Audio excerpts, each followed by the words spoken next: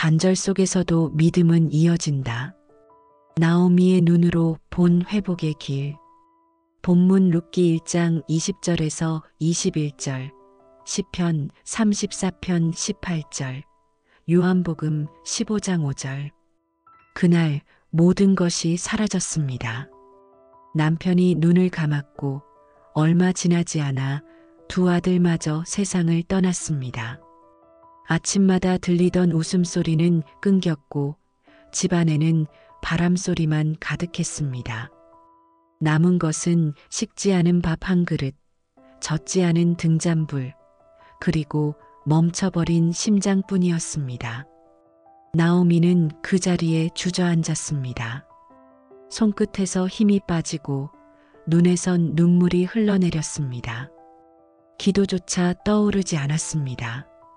전능하신 하나님, 왜 저를 버리셨습니까? 그녀의 외침은 허공에 흩어졌고 하늘은 대답하지 않았습니다. 밤이 깊을수록 침묵은 더 무겁게 내려앉았습니다. 아침이 와도 희망이 오지 않았고 하루가 지나도 위로는 없었습니다. 믿음으로 버티려 했지만 믿음조차 손에서 미끄러졌습니다. 그녀는 자신에게 속삭였습니다. 이제 끝이야. 하나님도 나를 잊으셨구나. 성도님, 믿음의 길을 걷는 이들에게도 이런 날이 있습니다. 기도가 막히고 삶이 무너지고 모든 것이 멈춘 날. 그러나 하나님은 침묵 속에서도 여전히 일하고 계십니다. 우리의 눈에는 끝처럼 보여도 그분은 그 자리에서 이미 회복의 길을 준비하고 계십니다. 그녀의 젊은 날 벨레헴은 평화로운 땅이었습니다. 햇살은 따뜻했고 이웃들은 서로의 이름을 불러주었습니다. 그러나 어느 해 그 땅에 기근이 찾아왔습니다. 곡식이 말라가고 사람들의 얼굴엔 불안이 번졌습니다. 나오미의 남편 엘리멜렉은 말했습니다. 모압으로 가자. 그곳엔 먹을 것이 있다. 그녀는 잠시 망설였습니다.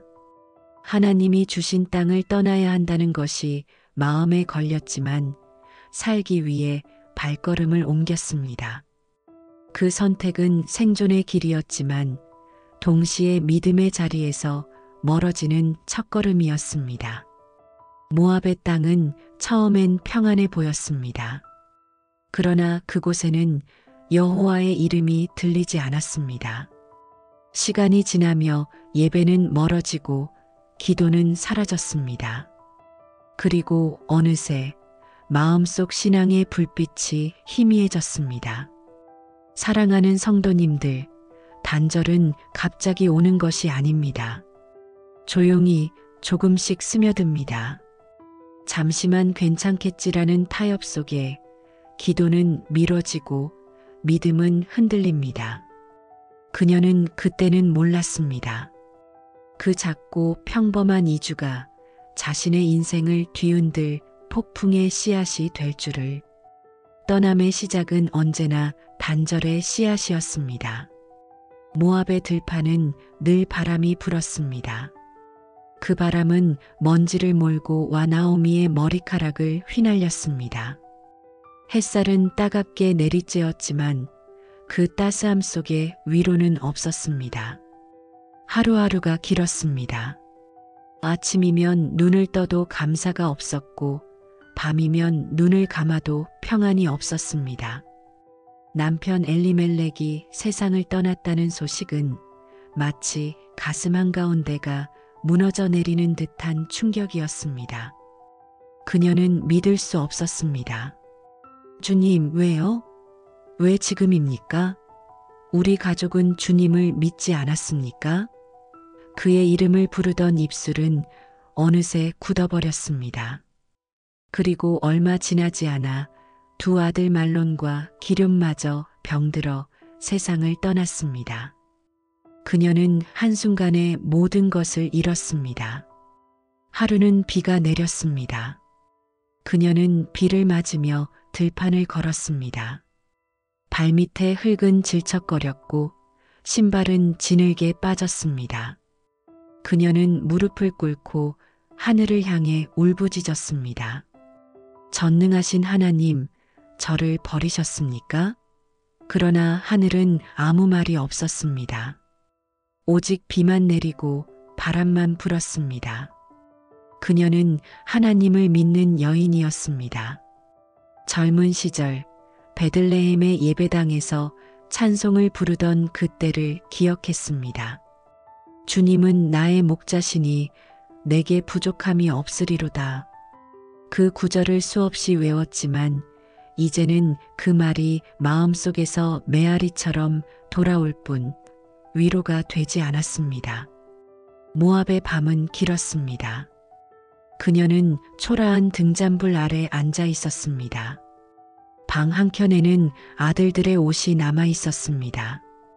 아직도 채취가 남아있는 옷자락을 꼭 쥐고 그녀는 다시 울었습니다. 주님, 이 모든 것이 제 죄입니까? 제가 믿음을 잃어서입니까? 왜 제게 이 고통을 허락하셨습니까? 그녀의 눈에서는 눈물이 마르지 않았습니다. 기도는 입에서 나오지 않았습니다. 그녀의 신앙은 식어갔고 마음은 돌처럼 굳어졌습니다. 마을 사람들은 그녀를 불쌍히 여겼습니다. 하지만 동정은 위로가 되지 않았습니다. 그녀는 자신을 점점 감추었습니다. 예배의 자리도 사람의 자리도 멀리했습니다. 하나님이 나를 잊으셨다. 그 말이 입버릇처럼 흘러나왔습니다. 어느 날 그녀는 밭에서 일하던 모압 여인들의 웃음소리를 들었습니다. 자신의 젊은 날이 떠올랐습니다. 남편과 함께 곡식단을 묶던 날, 서로의 얼굴에 흙이 묻어도 웃던 날들. 그 기억이 오히려 고통이 되어 가슴을 찔렀습니다. 그녀는 눈을 감았습니다.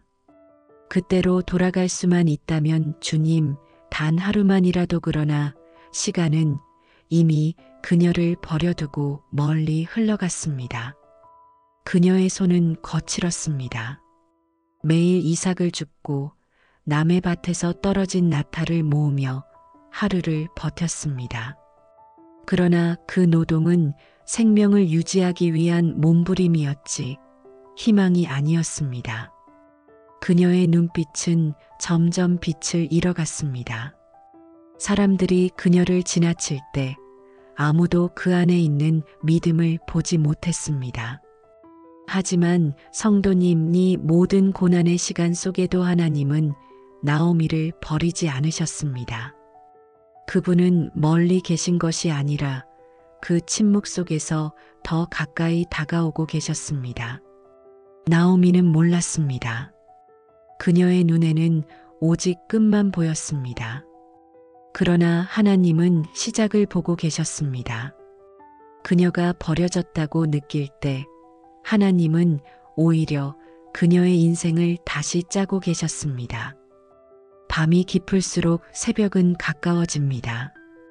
고난이 깊을수록 회복의 씨앗은 땅속에서 자랍니다.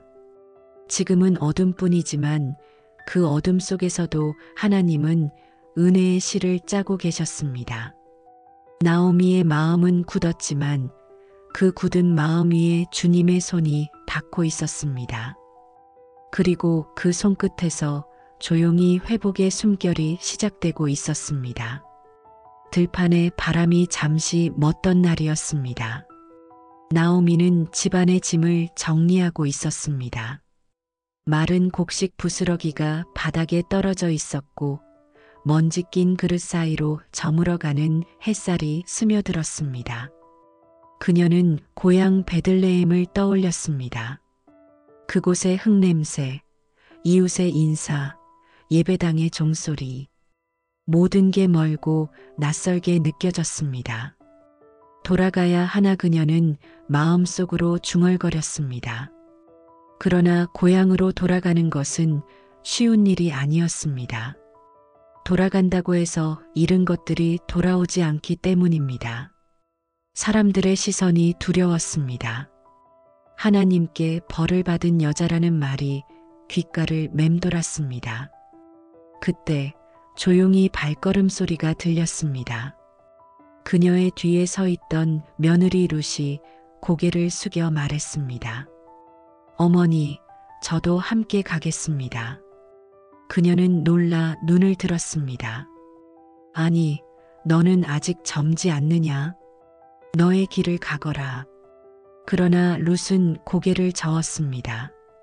어머니께서 가시는 곳에 나도 가고 어머니께서 머무시는 곳에 나도 머물겠나이다.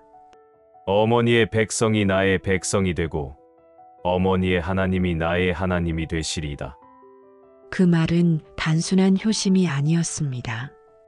하나님의 마음이 한 여인의 입술을 통해 흘러나온 순간이었습니다. 나오미의 눈가가 젖었습니다. 그녀는 오래된 슬픔 속에서 잊고 있던 무언가를 느꼈습니다. 아주 오래전 하나님께 처음 기도드리던 그 떨림이 다시 되살아났습니다. 이 아이는 어쩌자고 이런 말을 하는 걸까, 하나님? 정말 이 아이를 통해 나를 부르시는 겁니까? 그녀는 떨리는 손으로 룻의 손을 잡았습니다. 그 손은 작고 따뜻했습니다. 그 따스함 속에서 그녀는 오랜만에 하나님의 온기를 느꼈습니다. 끊어진 인생의 실이 다시 이어지는 듯 했습니다. 사랑하는 성도님들, 하나님은 절망의 끝자락에서 사람을 통해 일하십니다.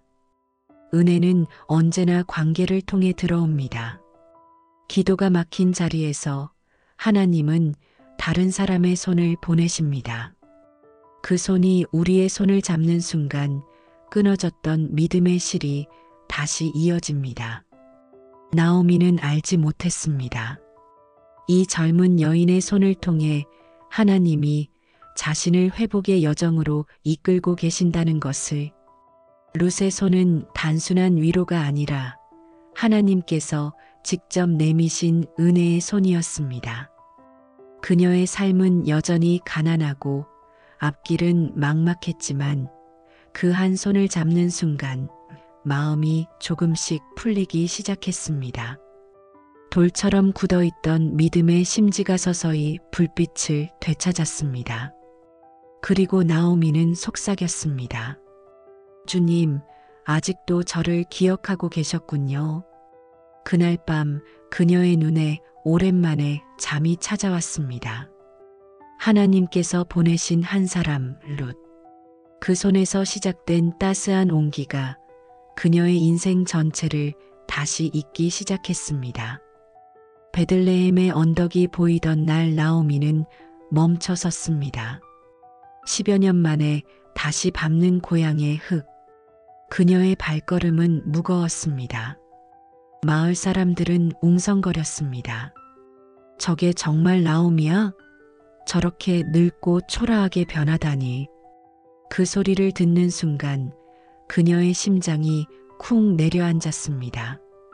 얼굴을 가릴 수도 눈을 마주칠 수도 없었습니다.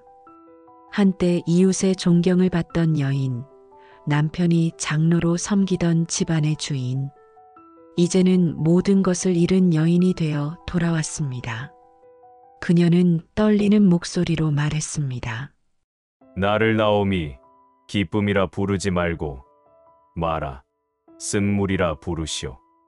전능자가 나를 괴롭게 하셨느니라. 룻기 1장 20절. 그 말 속에는 단순한 슬픔이 아니라 믿음의 무너짐이 담겨 있었습니다. 그녀는 여전히 하나님을 믿고 있었지만 이제는 그분이 자신을 돌보지 않는다고 느꼈습니다. 하나님, 저는 더 이상 쓸모없는 사람입니다. 남편도 아들도 믿음의 명예도 다 잃었습니다. 이제 남은 건 늙은 몸과 텅 빈 마음뿐입니다. 그녀의 고백은 절망이 아니라 사실은 하나님 앞에서의 마지막 솔직함이었습니다. 믿음이 사라진 것이 아니라 믿음이 너무 아파서 신음으로 변한 것이었습니다. 사랑하는 성도님들, 하나님은 우리의 무너진 믿음까지도 사용하십니다. 주님은 화려한 고백보다 심령의 진실함을 더 귀히 여기십니다. 여호와는 마음이 상한 자에게 가까이 하시고 중심에 통회하는 자를 구원하신다. 시편 34편 18절. 나오미는 여전히 자신을 포기했지만 하나님은 그녀를 포기하지 않으셨습니다. 그분은 멀리 계신 것이 아니라 그녀의 굳은 마음 곁에 조용히 서 계셨습니다. 어쩌면 우리도 그렇습니다. 삶의 실패 앞에서 이제 나는 쓸모없는 사람이다라고 중얼거릴 때가 있습니다. 그러나 주님은 말씀하십니다. 너는 여전히 내 사랑하는 자다. 나는 꺼져가는 심지를 끄지 아니하리라. 이사야 42장 3절.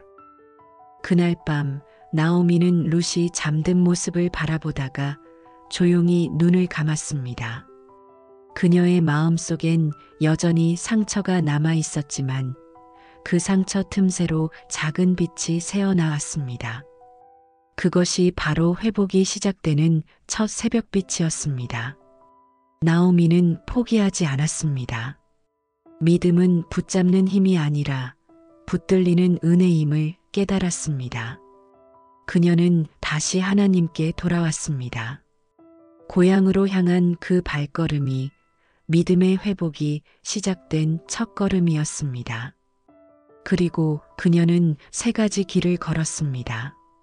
첫 번째, 기억의 길 잃은 은혜를 기억하다.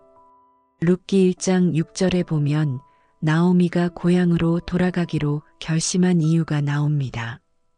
여호와께서 자기 백성을 돌보셨다는 소식을 들었기 때문이었습니다. 그녀는 들었습니다. 하나님이 여전히 그 땅에서 일하고 계시다는 소식을. 그 기억이 그녀를 일으켰습니다. 성도님, 우리의 회복은 새로운 시작에서 오는 게 아닙니다.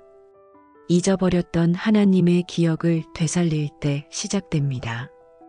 그때 주님이 내 곁에 계셨지. 그 기억이 영혼의 숨을 틔웁니다. 둘째, 돌봄의 길 사랑으로 다시 이어지다. 룻은 매일 들판으로 나갔습니다. 이삭을 주어 노모를 먹였습니다. 그 손길이 나오미의 마음을 녹였습니다. 돌봄은 단절된 마음을 잇는 다리입니다. 누군가를 위해 밥을 짓는 일, 기도 제목을 함께 품는 일, 그것이 곧 회복의 시작입니다. 한 심리학자는 이렇게 말했습니다. 사랑받는 사람보다 사랑하는 사람이 더 오래 산다. 사랑은 인간의 생명력을 회복시키는 능력입니다. 요한복음 15장 5절. 나는 포도나무요 너희는 가지라. 그가 내 안에 내가 그 안에 거하면 사람이 열매를 많이 맺나니. 사랑의 돌봄은 꺾인 가지가 다시 포도나무에 붙는 순간입니다. 그 안에서 생명의 수액이 흐르기 시작합니다. 셋째, 믿음의 길, 주님 안에 머물다. 믿음의 길은 화려하지 않습니다. 하루하루 버티는 것입니다. 룻이 들판에서 이삭을 줍던 그날처럼 나오미도 그 옆에서 기도했습니다. 그녀의 기도는 짧았습니다. 주님, 아직도 저를 기억하십니까? 그리고 하나님은 대답하셨습니다. 나오미야, 나는 내가 울던 그 밤을 잊은 적이 없다. 믿음은 흔들리는 것이 아니라 흔들림 속에서도 붙들리는 것입니다. 기도가 막힐 때 침묵으로라도 머무르십시오. 그 자리가 회복의 자리입니다. 세월이 흘렀습니다. 들판에서 이삭을 줍던 룻의 손에 이제는 새로운 생명이 안겨 있었습니다. 하나님께서 그녀를 보아스와 만나게 하셨고 그들의 사랑은 놀라운 결실을 맺었습니다. 사람들은 나오미의 집을 찾아와 말했습니다. 여호와께서 당신을 축복하셨습니다. 이 아이는 당신의 생명의 회복자요. 당신 노년의 위로자가 될 것입니다. 룻기 4장 15절. 나오미는 떨리는 손으로 아기를 품에 안았습니다. 작고 따뜻한 숨결이 그녀의 가슴을 적셨습니다.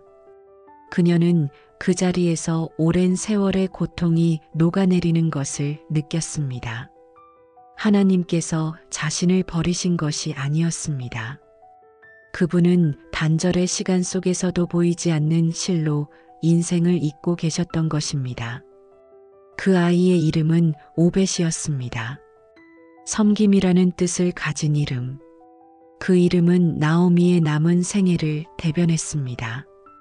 이제 그녀는 슬픔이 아니라 섬김으로 살아가기로 결심했습니다. 그리고 오벳의 가문에서 다윗이 태어났습니다. 그 다윗의 후손으로 예수 그리스도가 오셨습니다. 한 여인의 눈물로 시작된 이야기가 세상의 구속으로 이어졌습니다. 하나님은 한 사람의 회복을 통해 세대를 넘어 구원의 역사를 잇고 계셨습니다. 성도님, 하나님은 오늘도 끊어진 인생을 다시 잇는 분이십니다. 사람이 볼 때 끝이라 해도 그분은 그 자리에서 새 일을 시작하십니다. 당신의 인생이 멈춘 듯 보입니까? 그 멈춤 속에도 하나님의 손이 일하고 계십니다. 그분은 우리의 실패를 이어 믿음의 간증으로 바꾸시고 눈물을 엮어 은혜의 꽃을 피우십니다. 나오미의 품 안에 안긴 오벳처럼 오늘 우리의 가슴에도 새 생명의 약속이 자라고 있습니다. 끊어진 인생의 실을 다시 잇는 분, 그분이 바로 하나님이십니다. 주님, 우리의 인생은 때로 단절됩니다. 사람의 말 한마디에 무너지고 관계가 끊어지고 믿음이 흔들릴 때가 있습니다. 그러나 주님, 단절의 끝은 파멸이 아니라 주님이 있는 은혜의 시작임을 믿습니다. 기억의 길에서 잃은 은혜를 다시 붙잡게 하시고 돌봄의 길에서 사랑으로 마음을 잊게 하시며 믿음의 길에서 주님 안에 머물게 하소서. 주님, 끊어진 모든 자리마다 은혜의 매듭을 지어주소서. 주님께서 있는 그 길 위에 우리의 인생을 올려드리옵니다. 예수 그리스도의 이름으로 기도드립니다. 아멘. 나오미처럼 우리 모두 단절의 시간을 지나지만 하나님은 여전히 있는 분이십니다. 함께 기도하고 함께 걸어요. 아멘으로 마음을 남기시면 그 자리부터 은혜가 시작됩니다.